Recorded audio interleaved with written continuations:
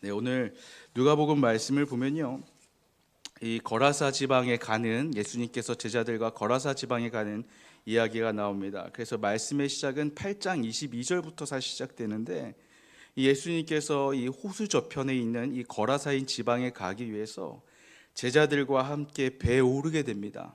그래서 그 배에 오르신 예수님은 그 배 안에서 잠이 드시고, 그리고 이제 그 배는 제자들과 함께 예수님과 함께 가는 그 배는 광풍을 만나게 됩니다. 그래서 이 광풍으로 인해서 심지어 이 누가복음 말씀에 의하면 배 안에 물이 찼다라고 이야기합니다. 그래서 이 제자들은 광풍도 만난 것이 두려운데 배 안에 물이 차게 되면서 이 배가 위태로워지자 결국 이 제자들은 잠이 드신 그 예수님을 깨우게 됩니다. 그래서 결국 예수님께서 잠에 깨셔서 이 바람과 물결을 꾸짖게 됩니다. 그리고는 예수님께서 제자들에게 믿음이 없느냐, 어디 있느냐고 물으시면서 결국 예수님과 제자들은 거라사인 땅에 이르게 됩니다. 그리고 오늘 우리가 방금 읽었던 누가복음 8장 27절의 말씀에 의하면 결국 예수님께서는 그 거라사인 지방에 광풍을 지나서 배를 타고 이 광풍을 지나서 결국 거라사인 지방에 온 것은 귀신 들린 한 사람을 만나기 위해서 오셨고 결국 그 귀신 들린 자를 구원하게 됩니다. 우리가 방금 읽었던 방금 말씀드렸던 이 말씀의 내용처럼 결국 예수님께서 배를 타고 광풍을 지나서 거라사인 지방에 간 것은 영혼을 구원하기 위함입니다. 누레신앙도 마찬가지입니다.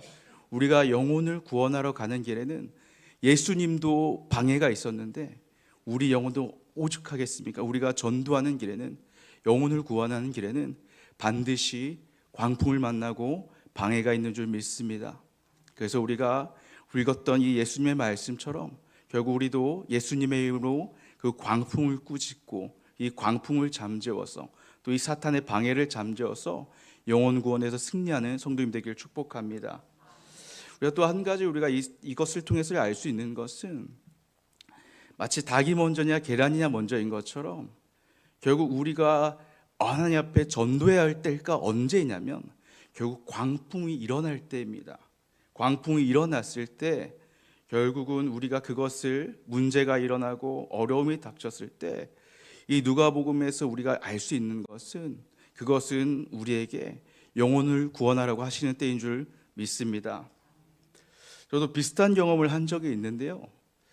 제가 이제 고립의 기간, 즉 하나님 앞에 광야 속에서 훈련을 받는 기간을 한 4년 정도 보냈는데 1년이 한 정도 지난 때쯤에 어느 한 분이 저에게 소개팅을 주선해 주셨어요. 그래서 제가 이제 소개팅을 갔는데 뭔가 이렇게 그래도 믿을 만한 분이시니까 얼마나 기대를 하고 갔겠습니까? 근데 대화를 하다 보니까 이 자매가 술도 먹고 교회도 정착한 곳이 없고 그래서 제가 커피값도 내고 밥값도 다 냈는데 집에 오니까 너무 속상한 거예요. 아니 이게 무슨 일이냐? 당장 내 때는 너무 급한데 어떻게 하느님이 이 귀한 시간을 내갖고 이 광야 받고 훈련받는 이 시간을 겨우 귀한 시간 내서 밥값도 내고 커피값 다 내고 다 가서 기대하는 마음을 만났더니 너무 엉망이니까 제가 그때 너무 속상해갖고요. 하나님 이게 무슨 일입니까? 묻다가 무슨 결심을 했냐면 전도할 결심을 했어요. 내가 이 상황을 도저히 가만히 냅두면 안 되겠다. 오죽하면 이럴까 하고 제가 그때부터 무슨 전도를 하기 시작하면 월요일이면 어린이 전도부에 나가서 훈련받고 화요일과 목요일은 시장 앞에 나가서 전도지 뿌리고 금요일은 놀이터랑 공원 돌아다니면서 어린이들한테 복음 전하고 토요일은 또 놀이터에서 또 이 예배하는 아이들과 이제 예배하는 전도를 하고요. 제가 그렇게 전도하는 결심을 세워갖고요 열심히 전도했습니다. 성경에도 비슷한 이야기가 나옵니다. 누가복음 16장에 가면 불의한 청지기 이야기가 나옵니다. 이 부자였던 이 주인이 자신의 청지기인 이 사람이 자신의 재산을 탕감한다는 것을 깨닫고 이 청지기를 그만두게 하려고 합니다. 그래서 이 청지기는 곧 자신의 일자리가 끊길 것을 알고 결국 내가 어디서 벌어먹고 살까, 이제 내가 어떻게 먹고 살까를 고민하다가 결국 이 주인으로부터 빚진 자들을 불러다가 자기의 의미대로 그 빚을 탕감해 줍니다. 그리고 나서 나중에 내가 그 청지기에서 쫓겨났을 때 그 사람들이 나를 불러다가 먹여주겠지 하는 그런 일을 벌입니다. 근데 여러분 한번 생각해 보십시오. 내가 밑에 있는 어떤 청지기가 있다고 치고 그 청지기를 자르려고 했더니 그 청지기가 자기 마음대로 내 재산을 막 깎아준 겁니다. 그러면 사실 주인의 입장에선 재산이 손해본 거 아닙니까? 그러니까 이거는 우리가 세상적인 생각이든 일반적인 상식적으로 생각하면 이 불의한 청지기는 주인한테 손해를 입힌 거고 어리석은 행동이었고 잘못된 행동이었습니다. 근데 오히려 이 부자의 주인은 오히려 이 불의한 청지기를 칭찬합니다. 야, 너가 지혜롭구나, 너가 잘했구나 하는 것이죠. 여러분, 이게 무슨 뜻일까요? 우리 16장 13절입니다. 누가복음 16장 13절 같이 읽겠습니다. 집 하인이 두 주인을 섬길 수 없나니 혹 이를 미워하고 저를 사랑하거나 혹 이를 중히 여기고 저를 경히 여길 것임이니라. 너희는 하나님과 재물을 겸하여 섬길 수 없느니라. 이 불의한 청지기 이야기를 쭉 하고 난 후에 그 이야기의 끝이 뭐라고 끝내냐면 누가복음 16장 13절을 이야기하면서 두 주인을 섬길 수 없고 한 주인만 섬길 것이라고 이야기합니다. 이것은 결국 이 불의한 청지기 이야기가 무슨 이야기인지를 설명해 주는 것입니다. 즉, 이 청지기가 그 전에 있던, 즉 주인 안에서 살던 이 삶은 세상에서의 삶을 이야기합니다. 그리고 결국 이 불의한 청지기의 삶의 청지기직이 끝난다는 것은 내가 이 세상의 삶이 완전히 무너지고 망가지고 더 이상 소망이 없고 희망이 없는 완전한 절망 가운데 놓여진 상태를 이야기하는 것입니다. 그래서 불의한 청지기가 이제 내가 열심히 내 인생을 어쨌든 방탕하든 무엇을 하든 살고 봤더니 야, 내 인생이 망했네, 내 인생이 완전히 자유와 절망과 희망이 없는 그저 구렁텅이에 빠져버렸네 하는 것입니다. 그래서 청지기가 그 다음에 다른 삶을 꿈꾸는데 결국 여기서 이야기하고 있는 청지기의 그 이후의 삶은 무엇이냐면 영생의 삶을 꿈꾸는 것입니다. 내가 이 땅에서 어차피 이 생이 망가졌다면, 내가 어차피 이 인생이 완전히 무너졌다면 나는 더 이상 이 세상에 소망을 두지 않고, 내가 더 이상 이 세상 희망을 두지 않고 나는 저 하늘의 땅을 소망을 품으며 살아가겠다고 결심한 것입니다. 그래서 누가복음 그다음 말씀 한 절 살펴볼까요? 네, 같이 읽겠습니다. 내가 너희에게 말하노니 불의의 제물로 친구를 사귀라.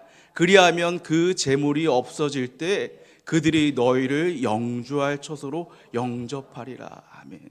그러니까 이 얘기가 무슨 얘기입니까? 쉽게 말하면 결국 이 불의한 청지기의 비유는 결국 이 세상이 완전히 무너지고 망가진 이 사람이 결국 내가 이 땅에 소망을 두지 아니하고 저 천국의 소망을 살기 위해서 선택한 것이 무엇이냐면 이 땅의 재물을 가지고 친구를 사귀겠다는 것은 결국 전도하겠다라는 것입니다.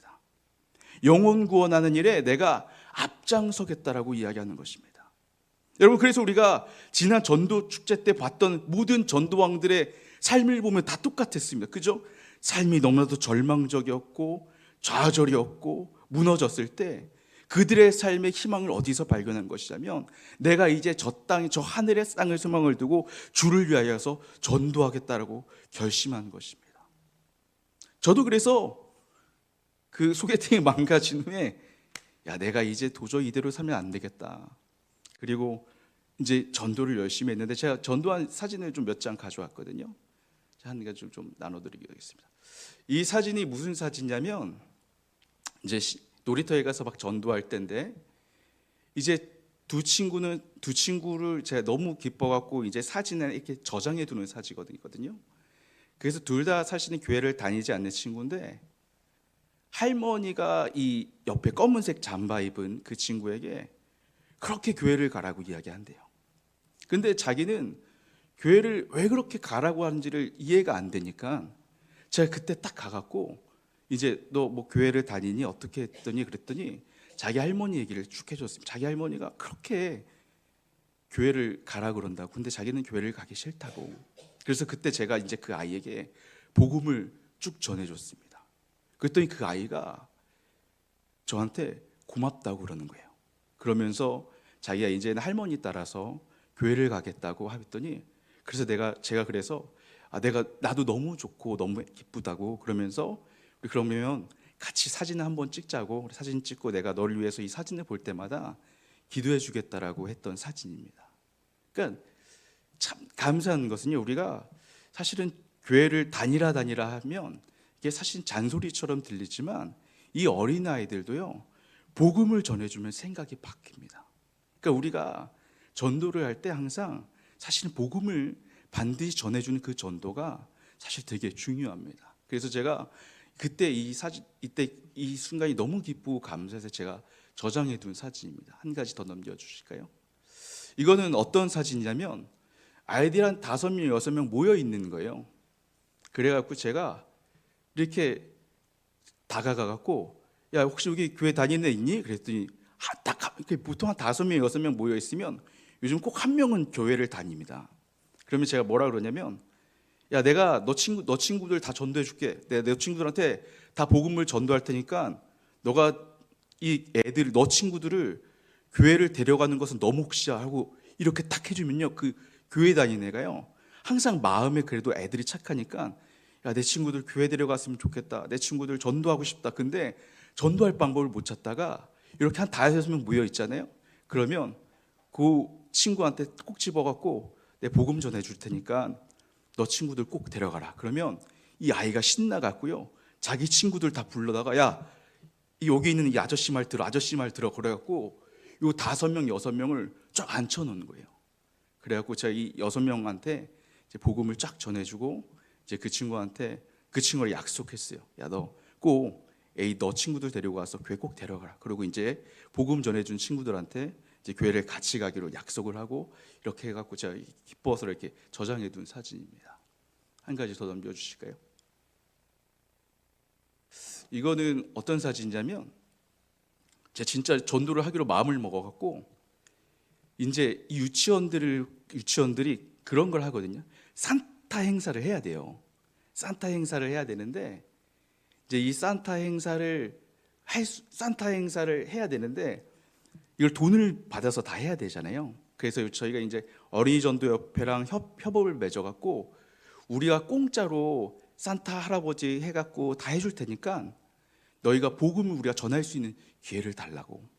그래갖고 항상 크리스마스가 되면 인천에 있는 이제 많게는 50개에서 한 100개 정도를 쭉 돌면서 저렇게 이제 아이들 앞에서 인형극을 보여주고 이제 보통 산타 옷을 복장한 친구가 나타나갖고 이제 케이크를 끄면서 이제 예수님의 복음을 전해줍니다. 그런 일도 좀 했었었고요. 또 한 가지 더 넘겨주시겠어요? 네, 이거는 어떤 사진이냐면 제가 이제 복음을 전하면서 애들이랑 친해지고 나면서 이제 공을 차기 시작했어요. 그래서 애들이랑 놀이터에서 복음 전하고 공 차고 놀고 그러면 이제 처음에 애들도 복음에 대해서 막 꺼려하다가 나중에 어떤 일이 벌어지냐면 아이들이 저희가 이제 아파트 놀이터 같은 데서 인천은 이제 아파트 놀이터 같은 데서 전하면 경찰도 찾아오고 어떻게 보면 경비원도 막 신고하고 그러거든요. 근데 이게 애들이랑 친해지고 나니까요.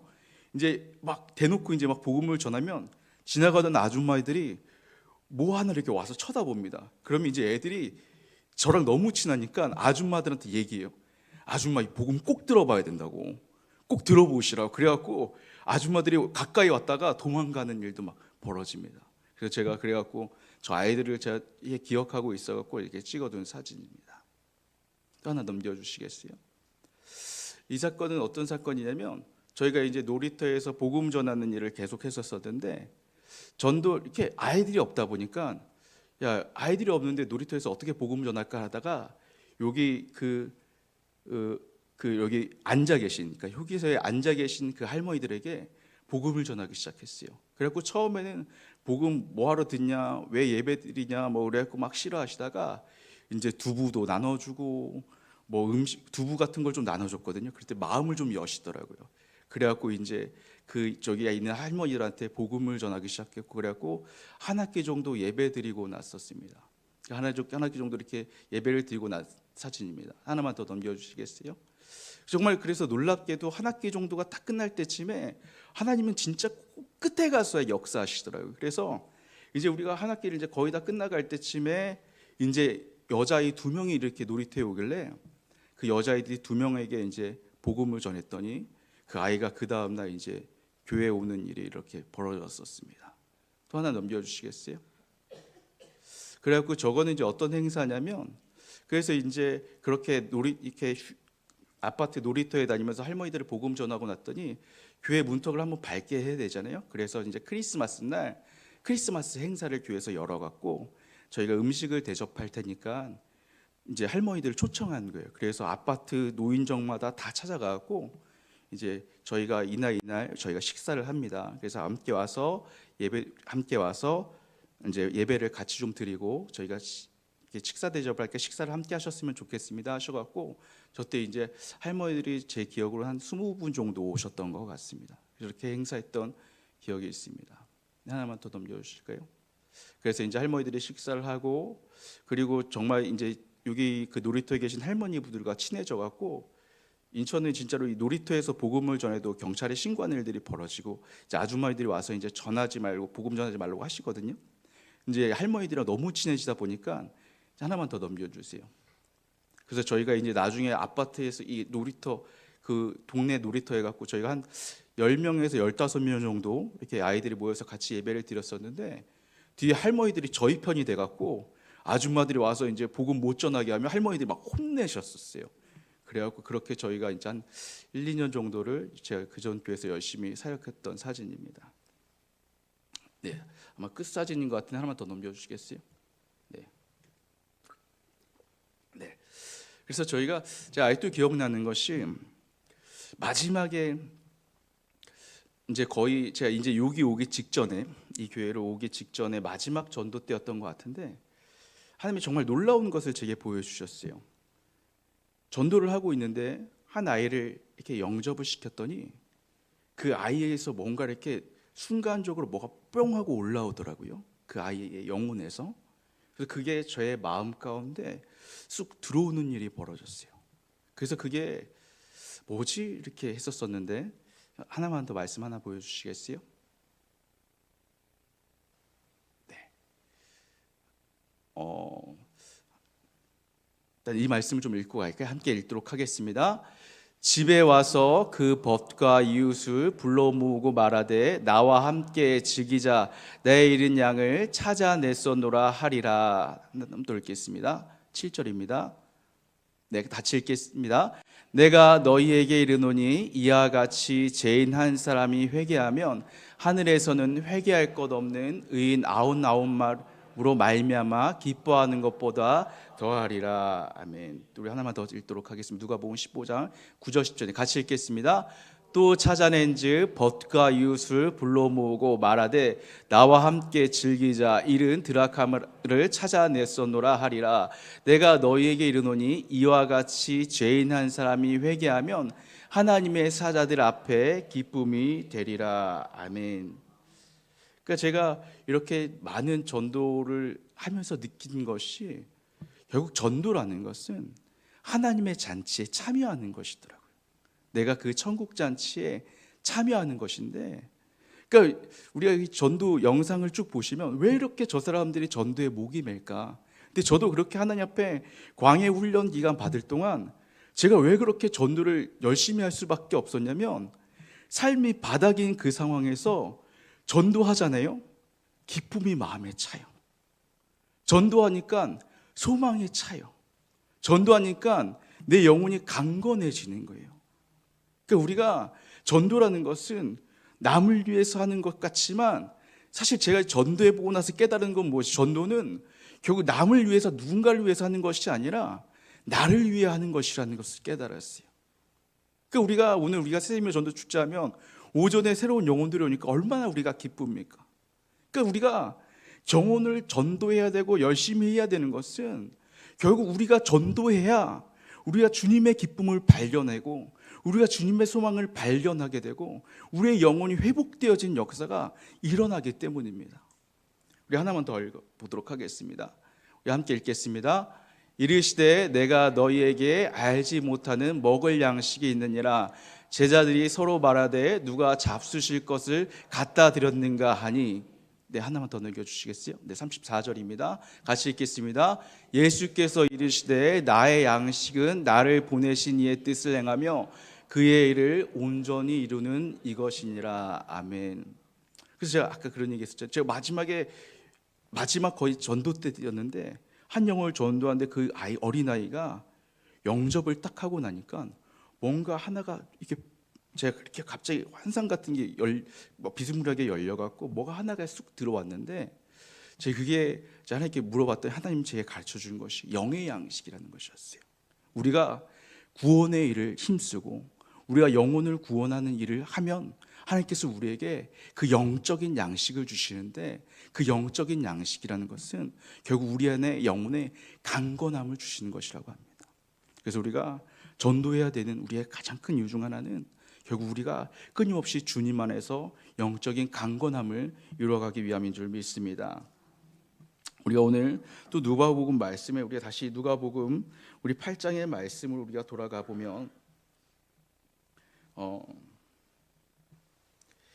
결국 이 예수님께서 결국 이 귀신 들린 사람을 만나기 위해서 결국 이 거라사인의 지방에 도착한 것을 우리가 알 수 있습니다. 그래서 결국 이 거라사인의 지방에 이르렀더니 결국 이 거라사인의 귀신 들린 그 여인은 옷도 입지 않고 집에 거하지도 않고 무덤 사이에 거하는 자였다는 것을 알 수 있습니다. 그래서 그는 결국 심지어 그는 쇠사슬과 고랑에 매였다라고 이야기해요. 결국 그것은 결국 이 거라사 지방에 있는 이 사람들은 이 귀신 들린 여자를 도저히 감당할 수가 없어서 그를 쇠사슬로 묶어볼 수밖에 없었고 결국 그들의 거처와 동떨어진 그 무덤에 그를 거하게 할 수밖에 없었다라고 이야기합니다. 심지어 이 거라사인 지방에 있는 이 거라사인 지방은 그러니까 이방인들이 많이 거하는 것으로 특히 우리가 잘 알다시피 이 거라사인 지방의 귀신이 돼지떼에게 들어갔다는 것은 그 지역은 돼지가 많은 곳으로 쓰여 있습니다. 이 유대인들은 이 돼지를 부정하다고 여겼기 때문에 이 거라사인 지방은 돼지가 많고 이방인이 많은 곳이었습니다. 그러니까 유대인들이 도저히 가기 싫어하는 곳이었던 것이죠. 그러니까 이 거라사인 지방은 부정한 중에 가장 부정한 곳이었고 결국 우리가 예수님 십자가 죽기 직전, 그러니까 돌아가시기 전이라고 이야기한다면 그 거라사인 지방은 도저히 구원받을 수 없는 곳이라고 이야기할 수 있을 것입니다. 제가 사역하면서 알코올 중독자를 섬긴 적이 있었습니다. 알코올 중독자를 여러분이 만나보신지 모르겠지만 저도 그냥 알코올 중독자는 만나보기 전에는 그냥 술을 좋아하는 사람인 줄 알았었어요. 그래서 제가 만나서 이렇게 저도 이제 한참 방황할 때 술을 많이 마셨기 때문에 술을 마시는 사람들과 얘기해 보면 통하는 게 있거든요. 뭐 무슨 음식 좋아하는지 왜 먹는지 막 그런 얘기를 하는데 이 알코올 중독자 만나 보니까 대화가 통하지가 않는 거예요. 그러니까 이 사람들은 술을 그냥 좋아서 마시는 게 아니라 그러니까 결국은 그 사람들의 유전자 가운데 알코올 유전자가 있어갖고 그냥 술을 마치 바닷물에 어떤 소금물을 먹어서 갈증이 난 사람처럼 물을 반드시 마셔야 되는 사람처럼 술을 반드시 마셔야 되는 그런 목마름을 계속 갖고 있어요.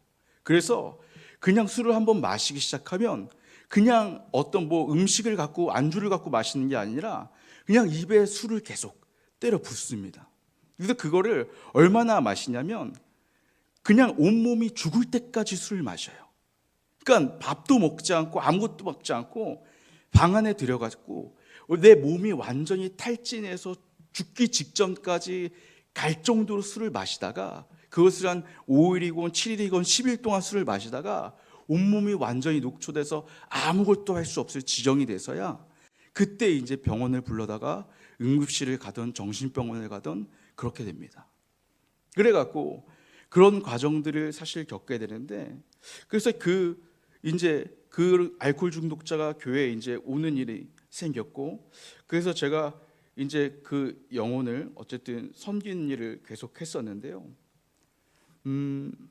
결국 그들이 이제 예수님 앞에 회복하기 위해서 정말 죽어라 말씀 읽고 죽어라 기도하고 그렇게 해서 막 회복되다가 어느 순간 죄가 한번 쑥 들어오면 그 죄로 인해서 사탄의 지배를 받고 또다시 술을 마시고 그래서 또다시 병원에 실려가는 일들이 한 2번 정도 반복됐었습니다. 그래갖고 정말 막 하루에 3시간씩 5시간씩 성경 읽고 기도하고 성경 읽고 기도하는 삶을 살다가 교만이든 뭐든 죄 한 번에 자기의 삶이 확 무너지니까 이 분이 나중에 삶을 포기하는 거예요. 나는 주님 앞에 돌아가지도 못하겠고 회복할 의지도 없고 열정도 없고 노력도 없으니까 삶을 포기하겠다라고 결심을 하더라고요. 그래서 삶을 막 어느 순간 정리하기 시작하는 거예요.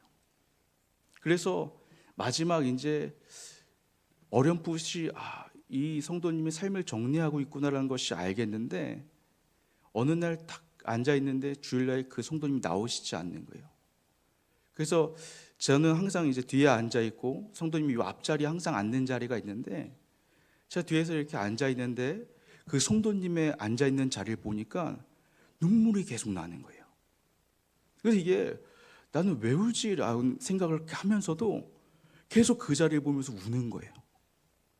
그리고 이제 예배가 끝나고 예배 내내 울다가 점심시간에 이제 밥을 먹으러 갔는데도 밥을 차마 못 넘기고 계속 눈물이 나는 거예요. 야, 이상하다. 왜 이렇게 울까? 그리고 나서 오후 예배가 들어갔는데도 이제 앞에서 찬양을 하고 설교를 하는데도 그게 너무 힘든 거예요. 그리고 어떻게든 이제 예배를 잘 마치고 나서 이제 뭐 아마도 제 기억으로는 그 시간에 이제 그 성도님을 위해서 기도하자 뭐 그런 얘기를 했었던 것 같은데 이제 다 나가시고 예배당에 혼자 앉아 있는데도 또 제가 막 계속 우는 거예요. 그래서 야, 진짜 이상한 날이구나. 내가 왜 저 자리만 보면서 계속 울까 하고 이제 집에 들어가서 한 2시간, 3시간 정도 잠깐 잠을 잔 후에 갑자기 제가 딱 일어났는데 문득 그런 생각이 드는 거예요. 이 영혼을 그냥 보내면 도저히 안 되겠다. 이 영혼은 지금 아무래도 오늘 밤이 마지막 밤이라서 이건 내가 운 게 아니라 예수님께서 울게 하셨나 보다 하는 생각이 드는 거예요. 그래서 그때 이제 갑자기 제가 자다가 일어나갖고 이제 목사님을 찾아가서 목사님, 아무래도 오늘 이 성도님이 죽는 것 같습니다. 예수님께서 계속 이 영혼이 오늘 죽기 때문에 제가 오늘 그래서 계속 그렇게 울었던 것 같습니다. 그래서 빨리 그 성도님의 집을 찾아가야겠습니다. 그래서 잠옷 다 옷 갈아입고 뭐 다 해갖고 이제 그 집에 전화했더니 그 성도님 주무시고 계신데요. 어머니가 아니라고, 주무시고 있는 게 아닐 거다. 그래갖고 이제 목사님이랑 같이 그 집에 방문했어요. 그랬더니 이제 그 성도님을 막 깨우는데 성도님이 어떻게든 막 일어나는데 눈앞에서 갑자기 이 성도님이 정신을 잃는 거예요. 그래서 이게 처음으로 사람이 눈앞에서 죽는 것을 처음 보니까 이게 무슨 일이지 했는데 순간 이제 그 목사님이 지혜를 발휘하셔갖고 바늘로 이제 인중에 혀를 찔러갖고 그 성도님이 죽기 직전까지 갔다가 살아났어요. 그래서 이제 그날 밤에 응급실로 가서 이제 하루 종일 이제 제 옆에서 간호해드리고 이제 돌아와서 병원에 들어가갖고 나오셨는데 이제 아마 이번 추수감사절 때 그 성도님은 집사안수를 받게 되실 텐데 제가 그때 알았어요. 하나님께서 세상에 보잘것없는, 그러니까 이 알코올 중독자들은 술만 마시다가 가족들에게 다 피해 주다가 병원에서 홀로 죽어서 아무도 장례식장에 오지 않는 그런 장례식을 맞이하는 게 이 알코올 중독자들인데 예수님이 그 한 영혼을 살리시기 위해서 이 교회 가운데 역사하셨던 것이죠. 근데 그때 정말로 하나님께서 얼마나 영혼들을 사랑하시는지를 그때 알았습니다. 제가 왜 이 이야기를 드리냐면 누가복음도 사실은 제자들도 마찬가지였을 거예요. 이 거라사인 지방의 귀신을 쫓아내면서 나중에 예수님은 이 귀신을 쫓아내고 영혼을 구원하고서도 이 거라사인의 지방에서 쫓겨납니다. 돼지떼를 몰살시켰다는 이유로. 근데 제자들이 그 예수님과 동행하면서 봐요. 예수님이 이 거라사인 지방의 귀신 들린 영혼을 구원하기 위해서 풍랑을 거치고 그 무덤 사이까지 찾아가서 결국 그 무덤 사이에 쇠고랑에 처 있는 그 귀신, 군대 귀신 들린 여인을 귀신을 쫓아내시고 그 영혼을 살리시는 것을요. 전도라는 것은요, 우리가 하는 것이 아니라 예수님께서 하시는 것인데, 결국 우리가 그 전도하면서 우리가 깨닫게 되는 것은 다른 어떤 것이 아니라 영혼을 사랑하는 마음인 것입니다. 우리가 왜 그렇게 전도에 힘써야 되느냐? 우리의 그 영혼들을 위한 것이기도 하지만 우리도 알아야죠. 예수님께서 이 영혼들을 얼마나 사랑하시고 그 영혼을 위해서 얼마나 열정을 다하시고 목숨을 버리시고 자신의 삶을 대하여 최선을 다하시는지. 우리가 전도하는 가장 큰 이유는 영혼을 향한 마음을 회복하기 위한 것입니다. 그래서 우리가 늘 전도에 힘써서 영혼을 사랑하신 그 예수님의 마음을 회복하는 귀한 성도님 되기를 축복합니다.